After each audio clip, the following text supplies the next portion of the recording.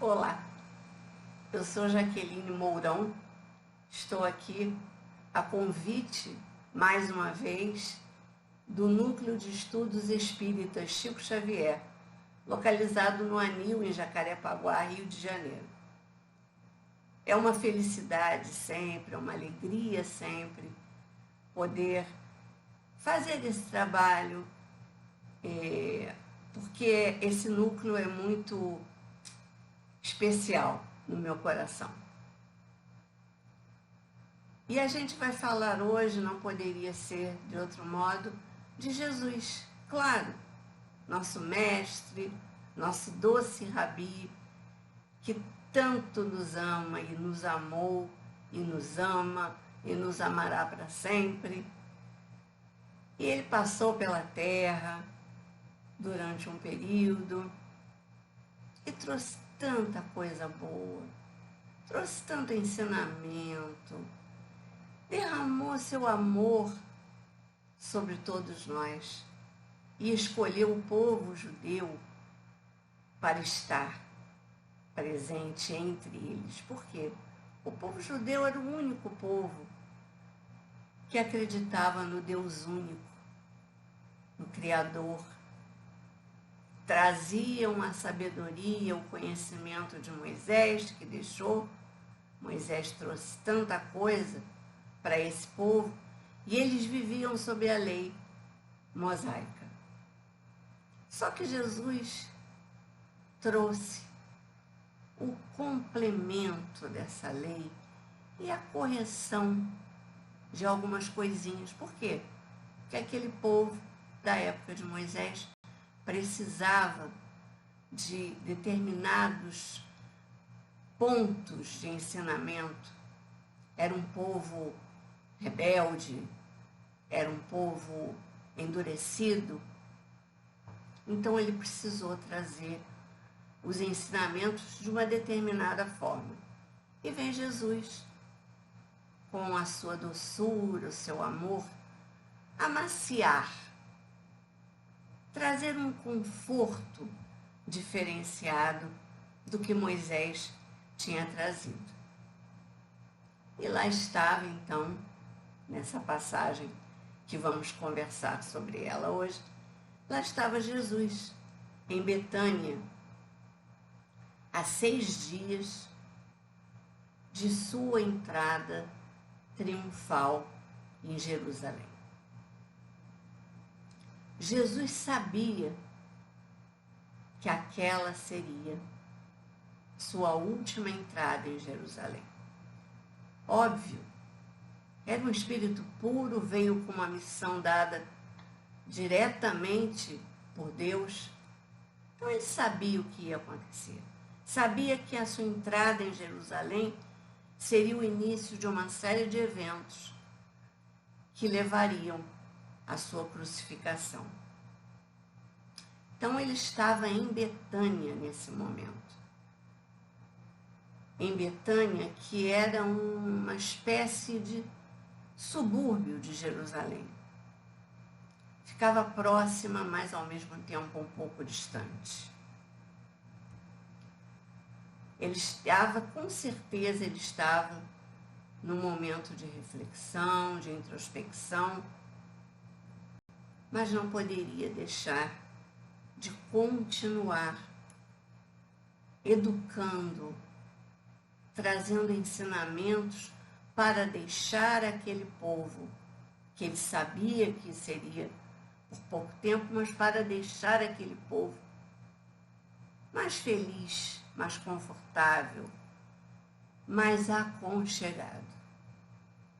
Estava com seus discípulos, mas estava rodeado pelo povo, aquele povo ignorante, aquele povo que precisava de instrução.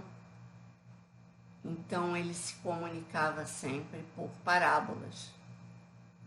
Jesus precisava trazer os ensinamentos dentro de parábolas. O que eram parábolas? O termo parábolas vem do grego paroli, que quer dizer comparação. Então eram histórias que ele contava trazendo ilustrações, comparações para aquele povo, para que aquele povo entendesse o que ele queria dizer. Obviamente, no meio dessas histórias, nas entrelinhas dessas histórias, ficaram ensinamentos que só seriam compreendidos muito tempo depois. Nós estamos a 2024 anos da passagem de Jesus pela Terra e ainda não entendemos muita coisa que ele deixou nas entrelinhas dessas parábolas. Mas vamos lá, ele estava com aquele povo e veio de repente um grupo de pessoas muito aflitas, muito assustadas, meio que fugidas de uma situação, que disseram a Jesus: houve um massacre no templo de Jerusalém. Pôncio Pilatos, que era o governador na época e que estava em Jerusalém, porque toda vez que o povo se reunia, né, em eventos grandes, o povo judeu se reunia, Pôncio Pilatos estava presente, porque ele tinha medo de uma rebelião. Então ele queria estar ali olhando, controlando, porque ele prestava contas ao imperador César, né? Então essas pessoas, né, vieram aflitas contar que Pôncio Pilatos tinha mandado os romanos entrarem no templo judeu, que era um lugar sagrado, um local puro para os judeus, onde eles ouviam a palavra de Moisés, né, as leituras da Torá, e aonde eles faziam seus sacrifícios de animais, derramavam o sangue de animais, porque eles entendiam que assim se purificariam. Então, a entrada de romanos dentro de um templo, que era o templo principal, para fazer um massacre, assustou, e eles chegaram, como sempre, mexidos, procurando a sabedoria de Jesus, procurando o conforto das palavras de Jesus, e Jesus falou então: vocês pensam que essas pessoas que morreram dessa maneira, dessa forma trágica, brutal, vocês pensam que eles são menos pecadores que todos vocês? Vocês acham que porque eles morreram dessa forma, eles eram bem mais pecadores? Em verdade vos digo que se não vos arrependerem, todos morrerão da mesma forma. E como sempre o povo para escutar e para refletir, e Jesus então conta uma parábola. A parábola da figueira. E não é a única parábola da figueira que existe nos evangelhos. É a parábola, na verdade, existem duas parábolas da figueira. Uma da figueira estéril, que é essa primeira que eu vou citar, e a outra da figueira que secou, que é uma parábola diferente, que traz ensinamentos diferentes de Jesus. Por que escolher a figueira, né? A gente se pergunta, fazendo um grande parênteses. Por que escolher a figueira?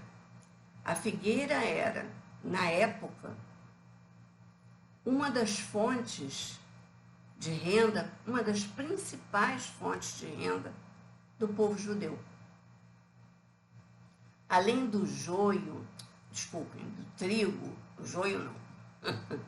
Além do trigo, da cevada, das azeitonas, né, que eram fruto das oliveiras, a figueira era muito importante para aquele povo. E ela era plantada, já estou adiantando um pouquinho alguma coisa da parábola, ela era plantada, muitas vezes, perto dos vinhedos, porque era uma árvore robusta, uma árvore que trazia sombra e uma árvore que trazia frutos.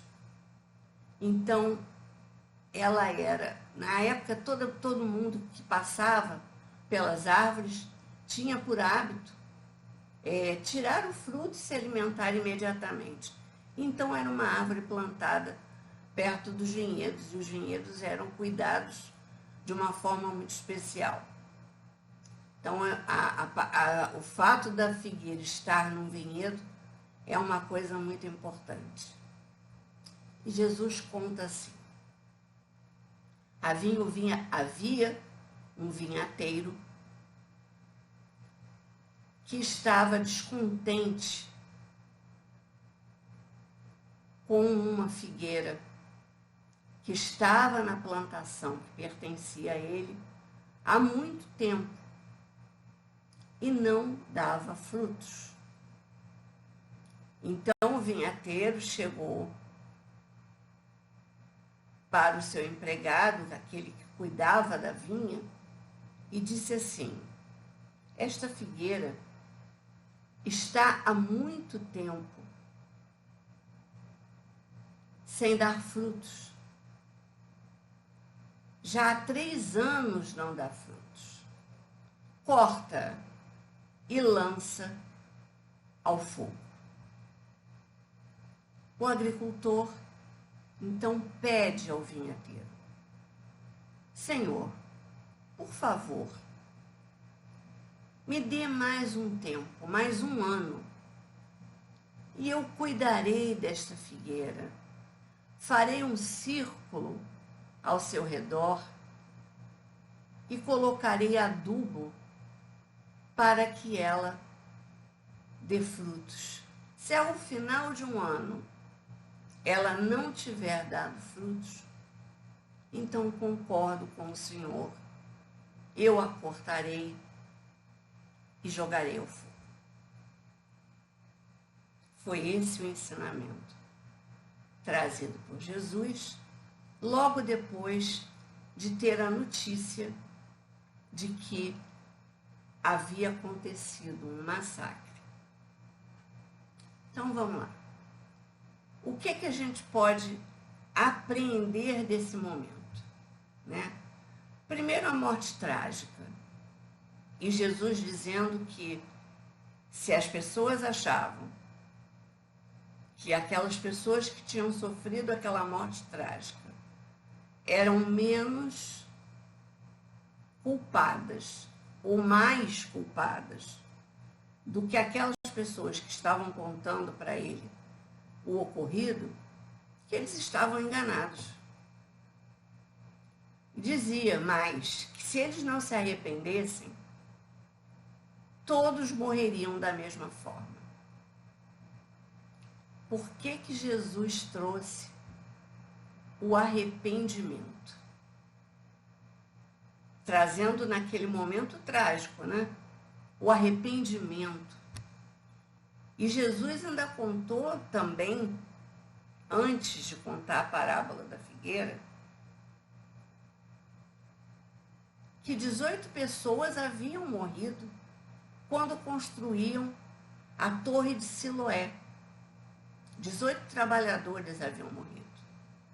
A Torre de Siloé pertencia à represa de Siloé, que era uma represa importante para aquela região, né? E que eles estavam construindo uma torre, 18 trabalhadores, e a torre caiu sobre eles. Então Jesus está explicando que aquelas pessoas todas morreriam da mesma forma, se não se arrependessem. Obviamente, como toda parábola, aquilo é uma alegoria.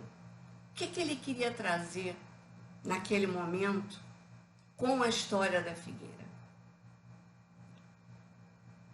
Que são dadas oportunidades de arrependimento,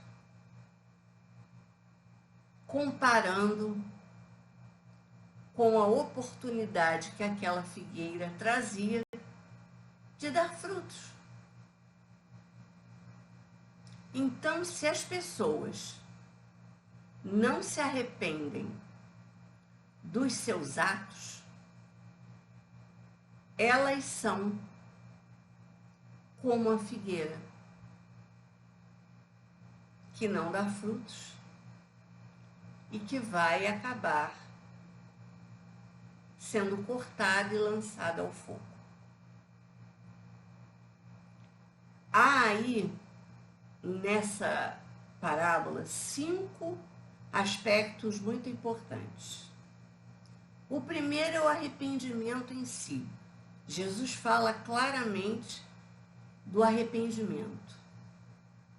O que é o arrependimento? É o momento em que o espírito, encarnado ou desencarnado, entende que errou, entende que aquilo que ele fez não estava de acordo com a lei de Deus.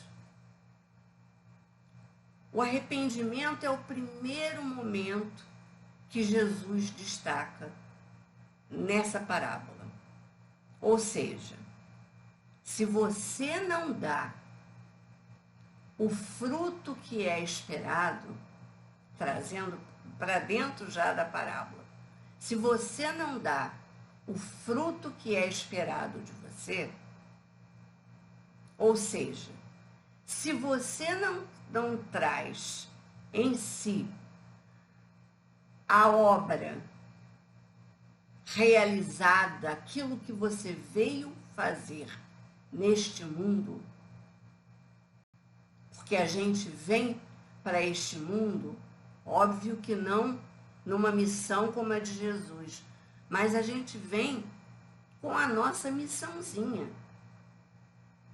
A gente combina lá no plano espiritual que a gente vem reencarnar, porque somos espíritos milenares para trás e infinitos para frente. Então, se a gente não faz, a gente combina lá em cima, ó, dessa vez eu prometo. Aí a gente ajoelha, promete, fala, eu prometo que dessa vez eu venho e vou fazer tudo bonitinho. Mas aí a gente vê que errou. Quando a gente percebe que errou, muitos espíritos, infelizmente, ainda passam por reencarnações atrás de reencarnações, atrás de reencarnações e reencarnações, e não se arrependem, e não se tocam, e não enxergam que estão errando. Então, o primeiro passinho é a gente entender que errou.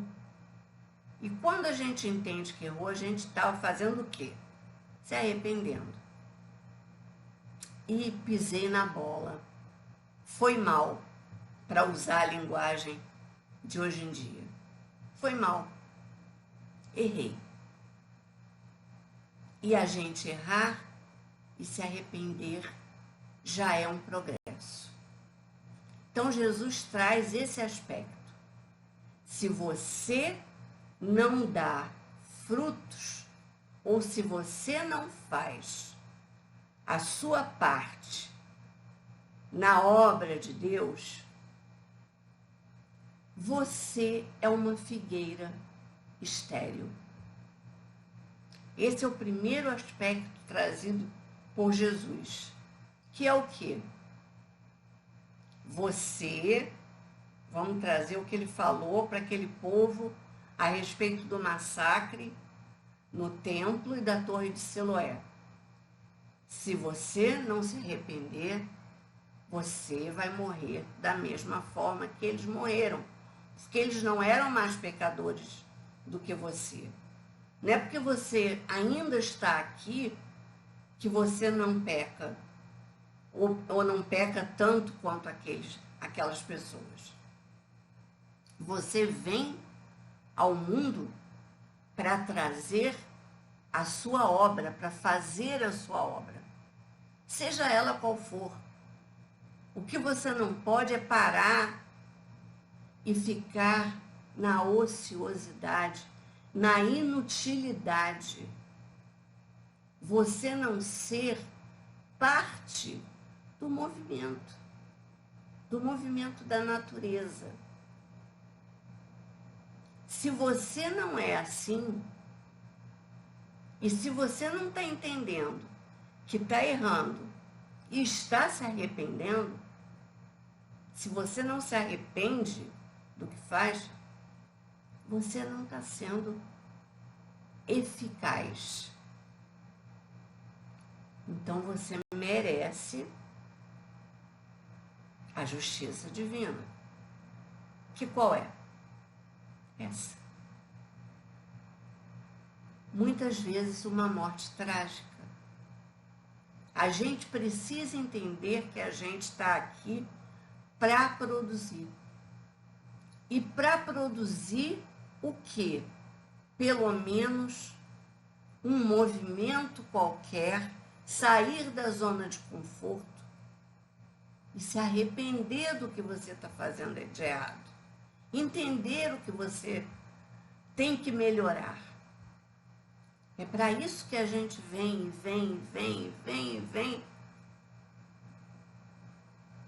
Então, se você não faz, você é inútil.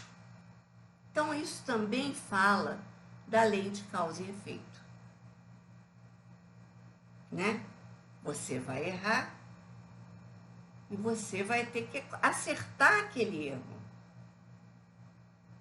Porque tem uma lei. Essa lei está gravada dentro da gente. Você sabe quando erra.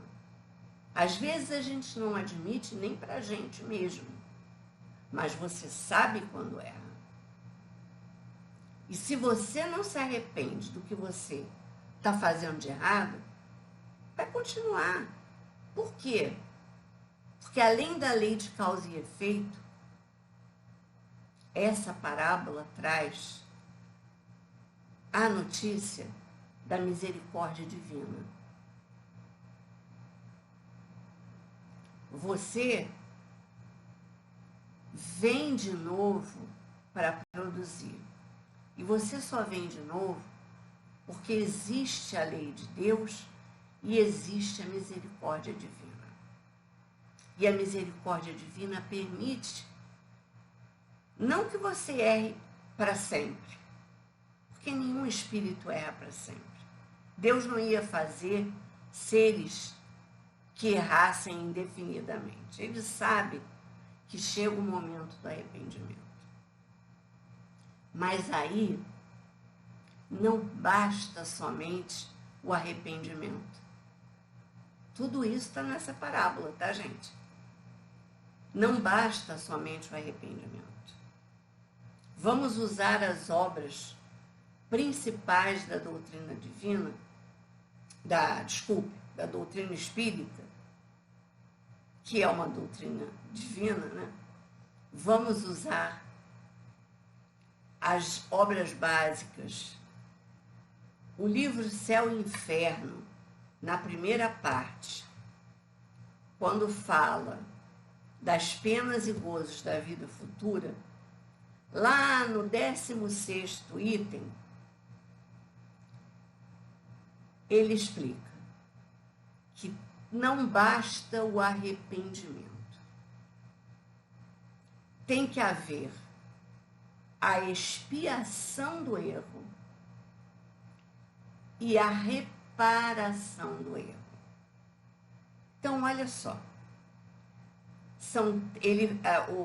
o céu e o inferno, Allan Kardec coloca como 3 itens básicos para que o espírito caminhe: arrependimento, expiação e reparação. Então não basta se arrepender. Você se arrepende na vida terrena ou na vida espiritual, mais na vida espiritual do que na vida terrena, porque do outro lado a gente adquire de novo as nossas a ideia do que nós somos realmente, de quem nós somos realmente, né? As coisas ficam mais claras. Não há o véu do esquecimento colocado quando a gente vai reencarnar. Então, do outro lado desse, se você errar e arrepender-se, e se arrepender, já é um primeiro momento. Mas você vai ter que expiar o seu erro. O que é expiar o seu erro? Expiar o seu erro é sofrer na pele o que você fez o outro sofrer. É sentir na pele tudo aquilo que você impôs ao seu irmão quando errou. Tá? Bom, e aí vai expiar em algumas encarnações, ou se você for um espírito, e eu espero que você seja, um espírito determinado a achar o caminho da lei de Deus certinho, você vem uma encarnação, expia, sente na pele, sofre na pele o que você fez alguém sofrer. Pronto. Próximo passo é a reparação. E a reparação normalmente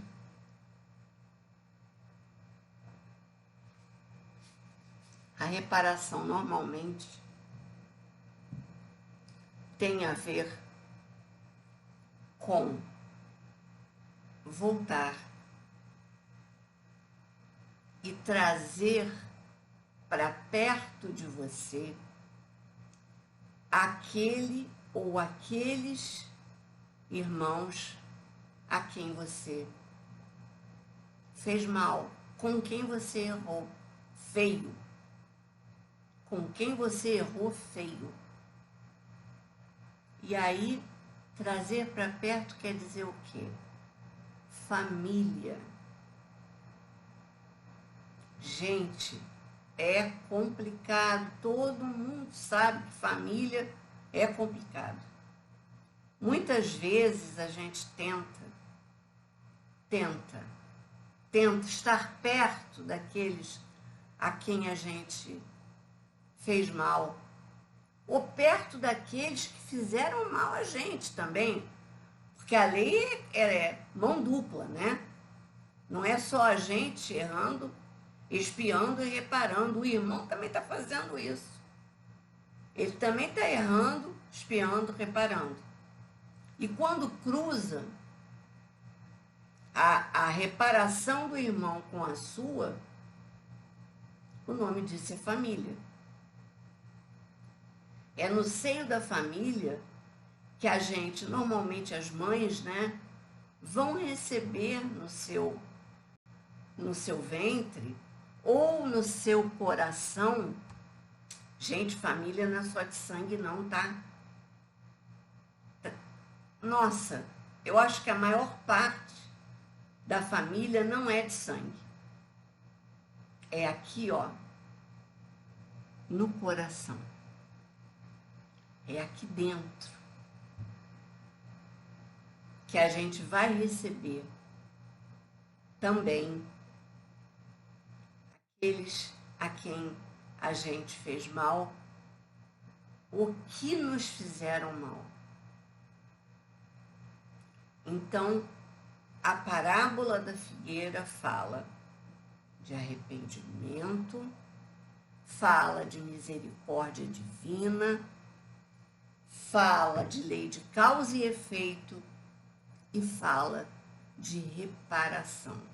Todo aquele que não produzir frutos, ou seja, todo aquele que for estéril, gente, estéril, eu não estou falando do órgão reprodutor humano, do corpo físico, não. Estéril no sentido de nada produzir. Ser um peso para a sociedade. Um peso no sentido de que você está ali vivendo, né, naquele corpo e não está sendo importante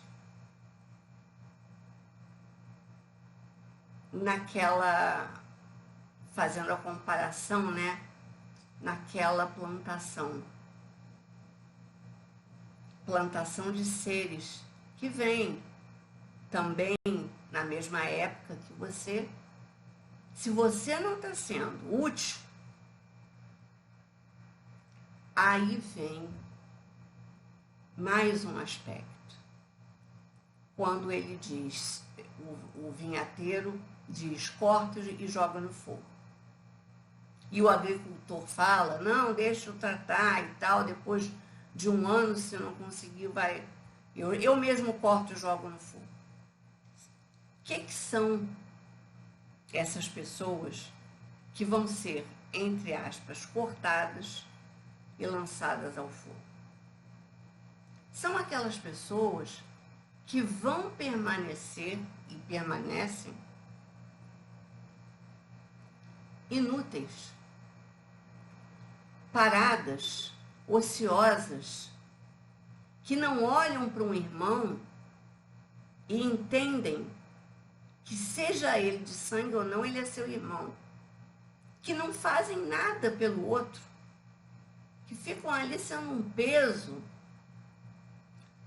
para a criação como um todo, porque a gente tem que entender de uma vez por todas que nós somos pequenas engrenagens de uma máquina, de uma criação gigantesca.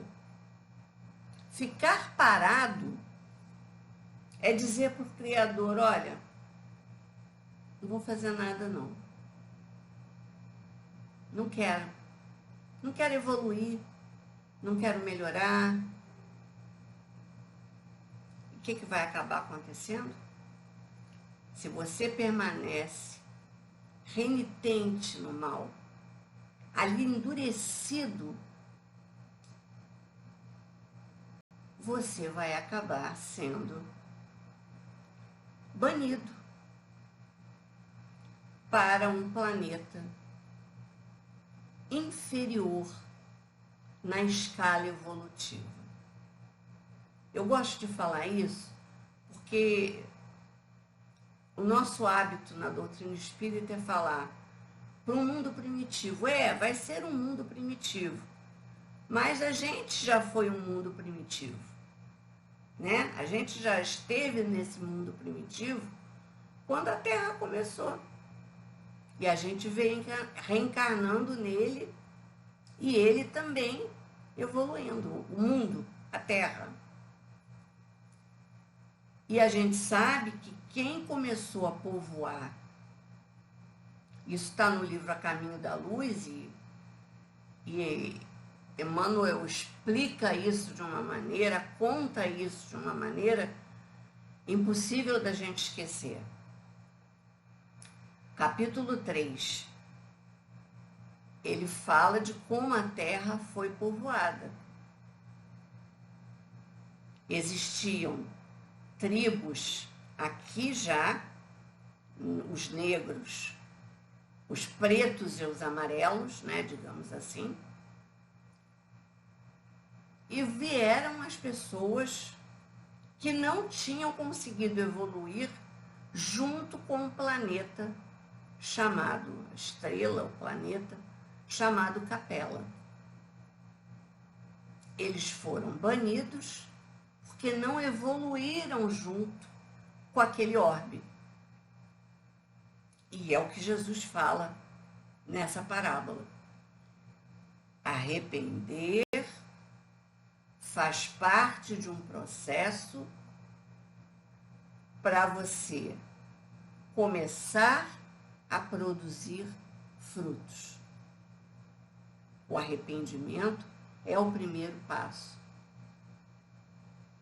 Ou, se você ficar muito tempo parado, sem entender que você tem que se movimentar, porque a criação inteira se movimenta, e você tem que se movimentar, de preferência na direção do bem, porque você pode estar se movimentando na direção do mal. E aí você vai ser banido, porque você não está conseguindo. Imagina uma escada rolante, e que você entra nela, mas você não está conseguindo se manter nela. Sabe quando ela começa a passar aqueles primeiros degrauzinhos, e você fica olhando parado para escolher o degrau que você vai entrar? Pois é. Essa é uma comparação minha para toda essa movimentação que a gente tem que entender que faz parte dela. Não pode ficar parado muito tempo escolhendo degrauzinho, não. Pula no degrau e sobe. Porque você vai ser ajudado. Se você prestar atenção, o corrimão está subindo junto. Segura no corrimão e vai. Segura na mão de Deus e vai. Bom, muito bem. A gente falou sobre a figueira estéril. Vamos falar agora sobre a figueira seca, que é um outro momento de Jesus, mas que também, óbvio, traz muito ensinamento. Essa passagem que eu acabei de contar só está registrada no Evangelho de Lucas, tá? Não se sabe por que os historiadores não têm explicação para isso, mas ela só está registrada no Evangelho de Lucas. Gente, eu estou me mexendo aqui porque eu tenho os meus apontamentos, senão eu me perco. Então, ela só está registrada somente no Evangelho de Lucas, capítulo 13. Era isso que eu estava procurando, porque eu não tinha esquecido qual era o capítulo. Bom, vamos falar agora da figueira seca. A figueira seca é uma passagem em que Jesus também, vindo de Betânia, teve fome e procurou uma figueira que estava coberta de folhas e que deveria ter frutos.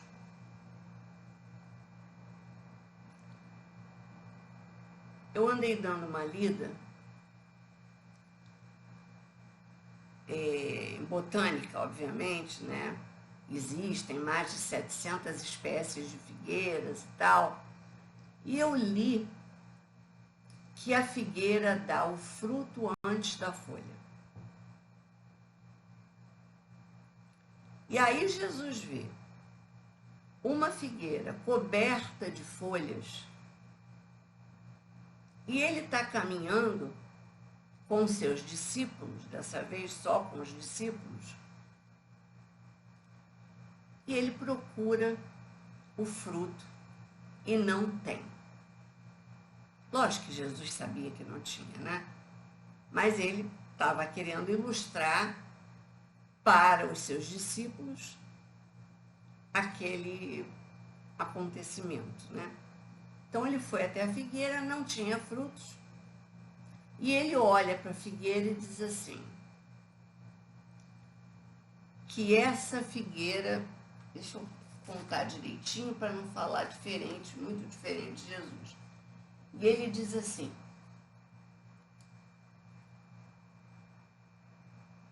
ninguém jamais coma do teu fruto. Era essa a frase exata que eu queria falar. Me perdoem a interrupção. Ninguém jamais coma de seu fruto. E eles foram. No dia seguinte, passando por ali, Pedro viu que a figueira estava completamente seca. E aí ele diz: Rabi, olha aquela figueira que o Senhor amaldiçoou ontem. Está seca. E aí Jesus diz: tendes fé. Tendes fé. Porque podeis, se tiveres fé suficiente, direis para esta montanha: saia daqui para ali. E assim será. Então Jesus quer dizer que, ele ainda fala um outro pedaço, já vou contar, que a fé é capaz de fazer milagres. Que foi o que ele fez? Ele fez de propósito, para surpreender e para marcar aquele momento com os discípulos. Ele precisava deixar esse ensinamento para os discípulos. E ainda falou mais: quando orardes e pedirdes e suplicardes, com fé, conseguireis coisas maravilhosas.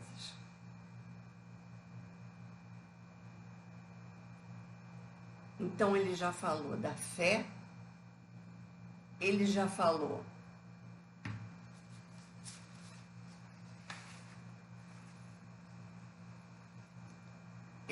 da fé, e aí ele fala. Gente, desculpem, mas eu tenho que ler porque esse trecho eu não consegui gravar totalmente. Ele disse: se alguém tiver fé e disser para a montanha, saia daqui para ali, e não duvidar no seu coração, o que a gente crê vai se realizar. E tudo quanto suplicardes e pedirdes, orando conseguireis. O que ele quer dizer com isso? Que quando a gente quiser alguma coisa da misericórdia divina, se a gente orar realmente, acreditando que a gente é capaz de conseguir aquilo, a gente vai conseguir.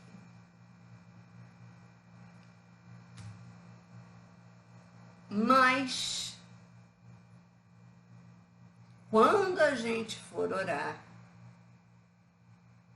se a gente não tiver perdoado as faltas do nosso próximo, que a gente deixe de orar e vá em busca do perdão daqueles a quem prejudicamos.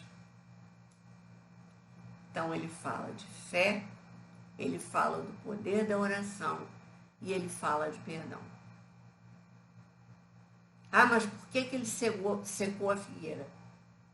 Porque ele queria marcar para os discípulos que nós somos capazes, se a gente tiver fé suficiente, se a gente crer naquilo que a gente está pedindo em oração, mas também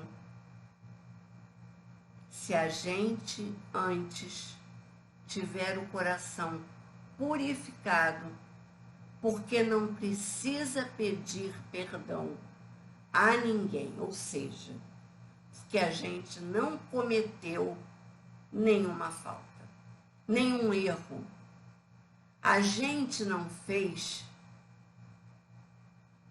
ou não desfez aquele mandamento que diz: amar a Deus sobre todas as coisas é o primeiro, né? Amar a Deus sobre todas as coisas. E amar ao próximo como a si mesmo, é o segundo mandamento. Então, se a gente não está conseguindo amar ao nosso próximo, se no nosso coração existe uma mágoa, um ressentimento, uma dúvida qualquer, aquilo que a gente pedir em oração, talvez não aconteça.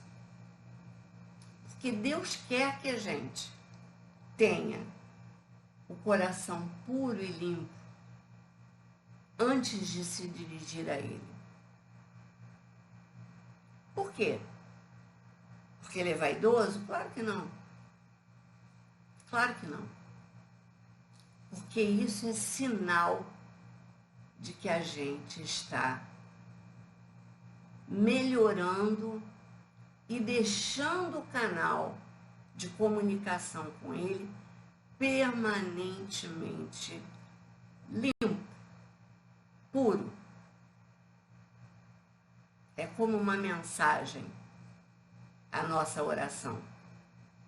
É uma mensagem que sobe e vai até o Criador, porque a gente já é capaz, dependendo da qualidade dessa mensagem, a gente já é capaz de enviar o nosso pedido sem nenhuma mácula no nosso coração. Porque se a gente faz mal a alguém, larga de mão. Não, deixa pra lá. Deus perdoa. Deus perdoa. Mas cadê a tua parte? Não foi você que magoou? Por que você não é humilde o suficiente para ir lá pedir perdão? Né? Ou se você está esperando que o outro venha te pedir aquele perdão por aquele motivo que foi culpa sua. Então, a nossa reflexão sobre essa parábola é essa. É fé permanente, mais uma fé robusta e uma fé que vem de um coração puro, sem mácula, sem mostra de que a gente ainda não consegue melhorar. Se houver essa mácula, que a gente procure saná-la. O pedir perdão a quem a gente magoou nem sempre é possível naquele momento. Mas se a gente se arrependeu de novo do que a gente fez, a gente, de alguma maneira, de um jeito suave, a gente está pedindo perdão. Porque se a gente se arrependeu, a gente já entendeu que falhou. Se não é possível ir lá naquela pessoa, né? Por isso Jesus disse numa outra ocasião,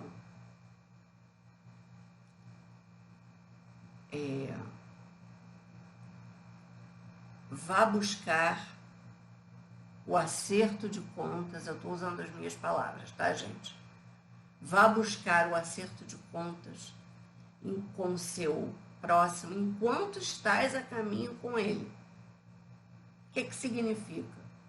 Que aquele a quem a gente prejudicou pode já ter partido para o plano espiritual. Ou você pode chegar no plano espiritual pensando, oba, beleza, vou pedir perdão para fulano. E aí chega lá e não encontra fulano. Porque fulano já está numa outra reencarnação, cuidando da vidinha dele. Da jornadazinha, a gente caminha, gente, só. Nem todo mundo consegue entender e muita gente se amedronta com esse pensamento. Mas é real. A nossa caminhada aqui, como espíritos imortais, é uma caminhada solitária. A gente foi criado num momento, não foi criado ninguém ali colado na gente. A gente é criado, a gente caminha na nossa jornada até a purificação total, até a iluminação total, que é a nossa destinação, né? A gente caminha sozinho. A gente nasce no corpo físico sozinho. Tem gente amparando a gente do lado de fora? Tem. Mas o momento do nosso nascimento é nosso. E a gente vai morrer sozinho. O ato da morte física é solitário também. Você não consegue dar a mão a ninguém e dizer, vamos lá, vamos morrer juntos, porque eu estou com medo de morrer sozinho. Não acontece. A gente morre do plano físico para o plano espiritual, porque a morte não existe, né? É um termo para marcar a nossa mudança de estado, né? Físico para espiritual. Mas a gente não vai com ninguém. Por mais que a gente queira abraçar assim a família, vamos lá, gente, todo mundo junto. Teletransportando, não. A gente vai sozinho. Então, a nossa caminhada é só. Então, nem sempre a gente vai encontrar com a pessoa a quem a gente prejudicou ou que nos prejudicou. Ah, não está mais aqui na Terra, mas está lá no plano espiritual, eu encontro. Não encontra, não. Nem sempre. E aí faz como? É um processo nosso. A gente se arrepender de ter errado e se modificar. A doutrina espírita fala isso o tempo todo. Reforma íntima. Eu não gosto dessas expressões muito cristalizadas no tempo e no espaço. Não gosto. É válido, porque foi trazido pelo codificador da doutrina, óbvio. Não estou querendo ser mais do que ele, óbvio. Mas é assim. É uma coisa íntima. É um processo íntimo e solitário. A gente sabe aquilo que está aqui dentro errado. A gente sabe. Então, se arrepender é também, como na parábola da figueira estéril, também nessa, é uma forma da gente se purificar quando for orar a Deus. Meus queridos, eu trouxe hoje de coração tudo aquilo que eu consegui apreender dessas parábolas. Espero que eu tenha ajudado de alguma forma. Agradeço novamente ao Núcleo de Estudos Espíritas Chico Xavier pela oportunidade e me despeço aqui pedindo a Jesus que nos faça ter olhos e sentimento de entender, de preferência não errar mais, que seria ideal. Mas se a gente errar, eu peço a Jesus não só a misericórdia, óbvio, de Deus, mas também o perdão dos nossos erros, das nossas ofensas. Peço a Ele que nos ilumine, que nos faça melhores, que abra os nossos olhos, como eu já falei, e que esteja sempre ao nosso lado. Fiquem com Deus.